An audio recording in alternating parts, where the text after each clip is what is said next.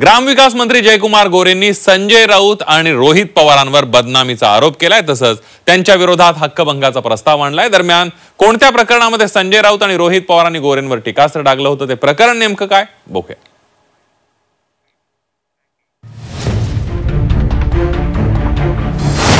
ग्रामविकास मंत्री जयकुमार गोरेंचा हक्कभंग।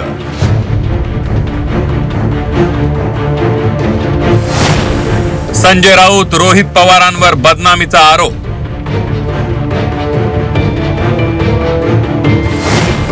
हक्कभंगाला सामोरे जाण्याची विरोधकांची तयारी। ग्रामविकास मंत्री जयकुमार गोरे यांनी संजय राऊत आणि रोहित पवारांनी बदनामी केल्याचा आरोप करत विधिमंडळात हक्कभंग दाखल केलाय। जयकुमार गोरेंवर एका महिलेने आरोप केले होते। या आरोपांमधून कोर्टाने त्यांना निर्दोष ठरवलं होतं, तरीही माध्यमांमध्ये रोहित पवार आणि संजय राऊतांनी बदनामी केल्याचा आरोप जयकुमार गोरेंनी केलाय। संजय राऊत यांनी विविध प्रसार माध्यमांच्या समोर, प्रतिनिधींच्या समोर जाणीवपूर्वक माझी बदनामी केलेली आहे। त्यामुळे त्यांनी माझा व सभागृहाचा विशेषाधिकार भंग तसेच न्यायालयाचा अवमान केलेला आहे, सार्वभौम सभागृहाचा अपमान केलेला आहे। म्हणून मी संजय राऊत, कार्यकारी संपादक सामना यांच्या विरुद्ध अध्यक्ष महोदय मी हक्कभंगाचा प्रस्ताव मांडतोय। त्यासोबत अध्यक्ष महोदय, या सभागृहाचे सदस्य रोहित पवार यांनी सभागृहाच्या बाहेर अधिवेशन चालू असताना याच प्रकरणावर, आता मी पुन्हा तोच विषय वाचून अध्यक्ष महोदय न दाखवता हाच त्यांच्या विरोधात मी हक्कभंगाचा प्रस्ताव दाखल केलेला आहे। जयकुमार गोरेंनी दाखल केलेला हक्कभंग प्रस्ताव विधानसभा अध्यक्ष राहुल नार्वेकरांनी स्वीकारलाय। तो हक्कभंगाचा प्रस्ताव पुढील कार्यवाहीसाठी हक्कभंग समितीकडे पाठवल्याचंही त्यांनी सांगितलं।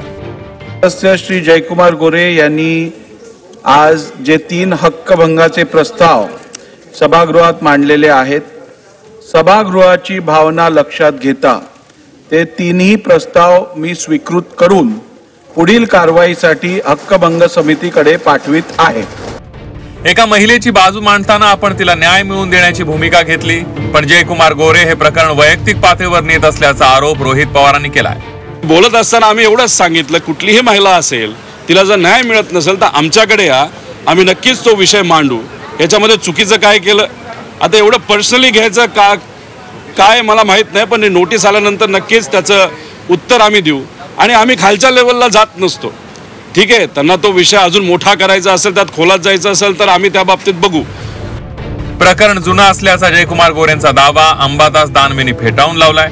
त्या महिलेने फेब्रुवारी महिन्यात नव्यानं तक्रार केल्याचा दावा विरोधी पक्षनेते अंबादास दानवेंनी केलाय। फार काही जुनं नाही, त्यांचं म्हणणं होतं जुनं प्रकरण आहे, परंतु आत्ताचं फेब्रुवारी महिन्यातलं पत्र त्या भगिनीने राज्यपालांना दिलेलं आहे। माझ्याकडे ते पत्र उपलब्ध आहे। त्यामुळं गोरे हा फुकटचा आव आणत असतील, परंतु गोरे याच्यामध्ये 100% दोषी निघतील। आणि मला असं वाटतं सभागृहात वेगवेगळ्या आयुधाच्या मार्फत याविषयी सरकारला जाब आम्ही निश्चित विचारू। या प्रकरणातल्या पीडित महिलेनं जाणीवपूर्वक बदनामीची मोहीम सुरू केल्याचा आरोप केलाय। तर 17 मार्चला मी माझ्यावर होत असलेला अन्याय किंवा जी माझी बदनामी चाललेली आहे, जी गोरे आणि त्याचे कार्यकर्ते करतात, त्याच्यासाठी मी 17 मार्चला राजभवन मुंबई येथे मी उपोषणाला बसणार। जयकुमार गोरेंनी हक्कभंग दाखल करून थेट विरोधकांना आव्हान दिलंय।